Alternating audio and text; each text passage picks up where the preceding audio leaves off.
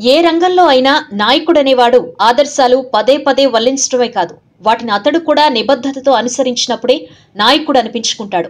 ముఖ్యంగా రాజకీయ నాయకులు వారి ప్రవర్తనతో అనుచరగణంలో స్ఫూర్తి నింపగలిగి ఉండాలి. ఎప్పుడైతే ఒక రాజకీయ నాయకుడు సరైన ప్రవర్తనను కలిగి ఉండడో, యథా రాజా తథా ప్రజ అన్నట్టు అతని అనుచరులు కార్యకర్తలు కూడా తప్పొప్పులతో సంబంధం లేకుండా విచ్చలవిడిగా ప్రవర్తిస్తారు. రాజకీయ నాయకత్వంపై ఈ ఉపోద్ఘాతం ఎందుకు అంటారా? ఈ మధ్య వైసీపీ అధ్యక్షుడు వైఎస్ జగన్మోహన్ రెడ్డి, జనసేన అధ్యక్షుడు పవన్ కళ్యాణ్ వ్యక్తిగత జీవితంపై చేసిన విమర్శలతో రాజకీయాల్లో అంతో ఇంతో మిగిలున్నాయనుకున్న నైతికత, మర్యాద, సఖ్యత వంటి విలువలు అంతరించిపోయే దశకు చేరినట్టే అని అత్యధికులు భావించడం. పార్టీలతో సంబంధం లేకుండా ప్రతి ఒక్కరూ వైఎస్ జగన్ వ్యాఖ్యలను తీవ్రంగా ఖండించారు. అసలు జగన్ ఏమన్నారు? ఇవాళ పవన్ కళ్యాణ్ అనే వ్యక్తి మాట్లాడుతూ ఉన్నా కూడా మనం వినవలసి వస్తూ ఉంది. నిజంగా ఇది మన కర్మ. విలువల గురించి తాను మాట్లాడతాడు. నిజంగా ఎక్కడున్నాయండి తనకు విలువలు? నలుగురు పిల్లలు,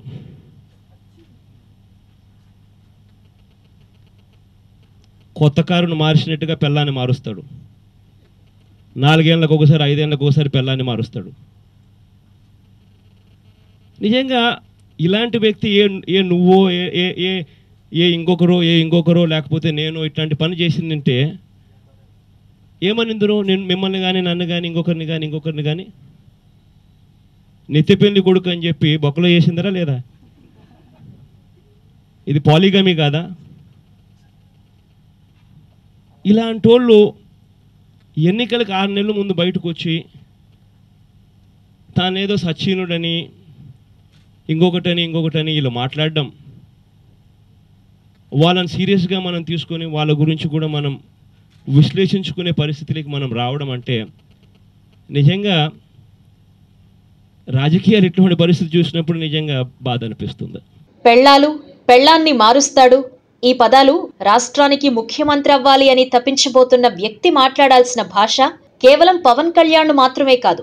ఈ భాషతో పవన్ మాజీ, ప్రస్తుత జీవిత భాగస్వామిలను కూడా చులకనగా మాట్లాడినట్టు కాదా? ఇదేం సభ్యత? ఇదే విషయాన్ని విమర్శించాలి అనుకుంటే సొంత జీవితం పట్ల స్పష్టత, నిలకడ లేనివాడు రాజకీయ పార్టీ ఎలా నడుపుతాడు అనో, రాజకీయ నాయకుడిగా ప్రజలకి ఎలా మంచి చేస్తాడనో కూడా విమర్శించవచ్చు. సీనియర్ రాజకీయ నేత ఉండవల్లి అరుణ్ కుమార్ చెప్పినట్టు పవన్ కళ్యాణ్ వివాహాలపై మాట్లాడే హక్కు అతని ప్రస్తుత, మాజీ భార్యలకు మాత్రమే ఉంటుంది. ఇతరులు మాట్లాడడం రాజ్యాంగ విరుద్ధం కూడా. ఇటువంటి అసభ్యకరమైన వ్యాఖ్యలు రాజకీయ వాతావరణాన్ని కలుషితం చేయటమే కాదు, సమాజంలో అనారోగ్యకరమైన వాతావరణాన్ని ప్రోత్సహిస్తాయి. అందుకే బహుశా ముఖ్యమంత్రి చంద్రబాబు నాయుడు రాజకీయాల్లో విలువల గురించి తరచూ చెబుతూ ఉంటారు. చెప్పటమే కాదు, ఫాలో అవుతారు కూడా. దివంగత వైఎస్ రాజశేఖర్ రెడ్డి ముఖ్యమంత్రిగా ఉండగా ఒకరోజు అసెంబ్లీలో చంద్రబాబు తల్లి ప్రస్తావన తీసుకొచ్చి అవమానించిన వైఎస్ వ్యాఖ్యలను సమర్థిస్తూ కొందరు కాంగ్రెస్ నేతలు వెకిలిగా నవ్వినా ఆ వ్యాఖ్యలను అంతకంటే పరుషంగా తిప్పికొట్టే అవకాశం ఉండి కూడా భావోద్వేగానికి గురై కూడా నిబ్బరంతో సమాధానం చెప్పారు. అంతెందుకు, ఏ విషయంపై అయితే జగన్ పవన్ను అవమానించారో ఆ విషయంపై మొన్న మేలో జరిగిన మహానాడులో ఒక తెలుగుదేశం కార్యకర్త ప్రస్తావన తీసుకురాబోతే ఎలా నివారించారో ఈ వీడియోలో చూడండి.